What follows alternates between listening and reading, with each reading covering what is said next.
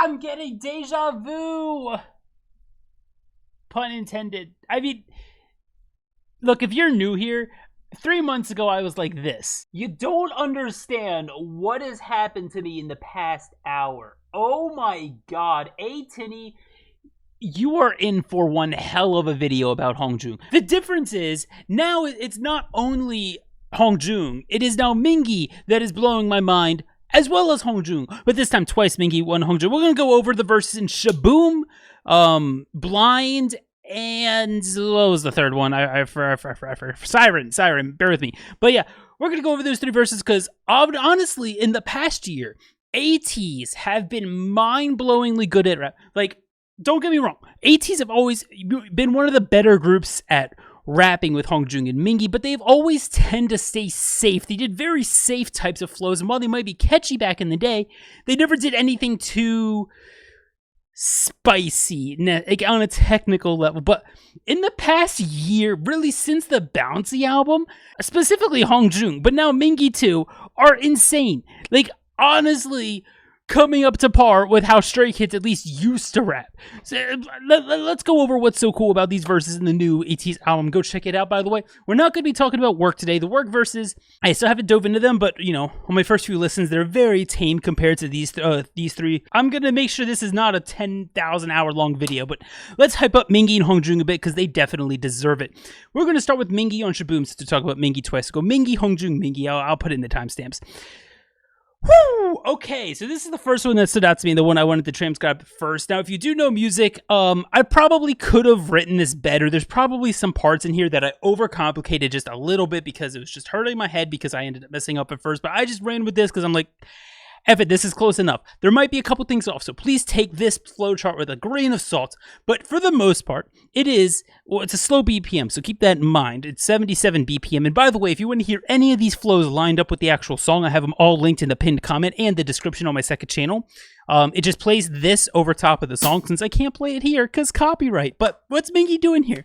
He's got this really cool triplet bass. Now we're going to talk about it in a 77 BPM scenario because this song is 77 BPM. This is a reggae tuned. Reggae is not a fast-paced 1, 2, 3, 4. It's very chill, slow type of genre.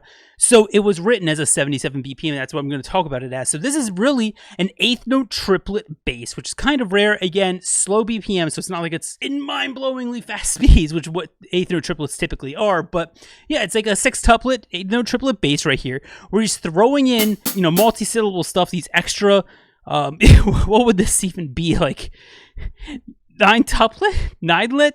Would this be a 9-lit? Maybe I'm getting too much into the weeds there. Either way, he gets super intricate, but the coolest thing I want to point out with this is he's going back and forth while keeping a 6-tuplet or 8th note triplet bass. He's then going into these 16ths, so it feels like he's slowing it down, pulling it out of time a bit, especially in the 2nd to 3rd bar right here. So it has this like cadence of, it's like a straight 8th, you know, 16th, like it has that, like, you know, that feel to it, but then he keeps diving into these triplety 6-tuplet things, right? And it has this really cool relationship going back and forth to make it feel like you're not comfortable inside one of these pockets, right? Because you have that triplety pocket, which is completely contradictory to that 8th note pocket, or I guess 16th note pocket in this case, right? They're going back and forth, and he keeps pulling it from one into the other, into the other. It's really messy to that feel, which is kind of cool. And then he goes in and gets it a bit more complicated by throwing in some like dotted triplets. What? I don't know what to call this, but like some dotted triplets here and here, especially the 6-tuplet at the end here. I think I overcomplicated how it's written, but again, using these 16ths right here, right? So it gets this really weird relationship with each other.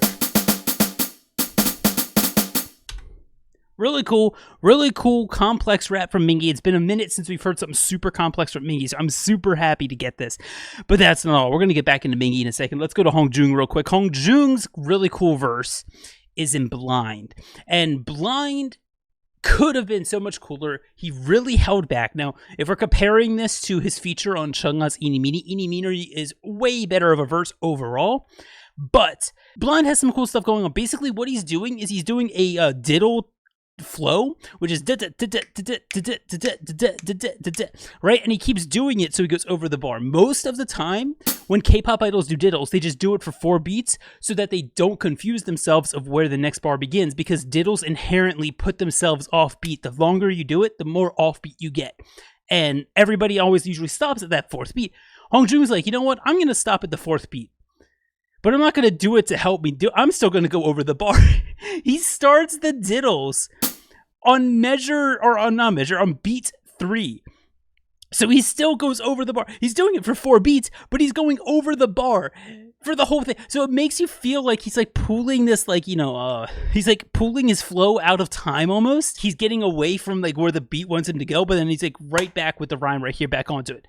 Pauses for 2 beats. Does the same thing. He starts it on beat 2 this time instead of beat 3, but he still goes over the bar with it into here, and then he chills out towards the end, you know, with these 2 bars right here that are super slow, super simple, just 3 hits, right? And then he goes into triplets here at the end with a super speedy sextuplet, one of the fastest sextuplets that we've seen in a K-pop song. I don't think it's the fastest. I think Hanse of Victon had a faster sextuplet. I think this is 2nd or 3rd, somewhere around there. Really cool. But yeah, so that's Hongjoong's verse in Blind. Really cool diddles that are, he's getting all this stuff that's out of time from his last stuff with Eeny Meeny, and now this. It's really fun to hear. Let's go into number 3, which I think is most people's favorite verse of the album, which is Mingi on Siren.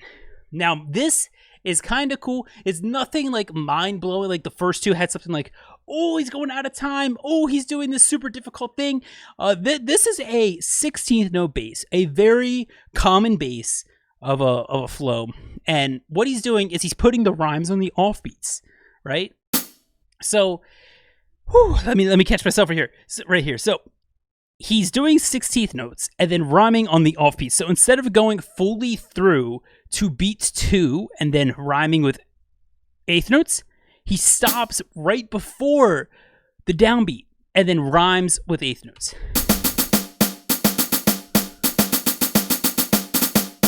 And then he does a little fancy little thing right here just to spice it up a little bit. But all of his rhymes are on the upbeats or on the offbeats, right? He's rhyming on the ands of the notes, which is not that common in K-pop. So that's always really fun to hear. Then he dives into a little bit of tripletty things. And the one biggest thing I want to mention is Mingi, this close. You were this close to doing a quintuplet.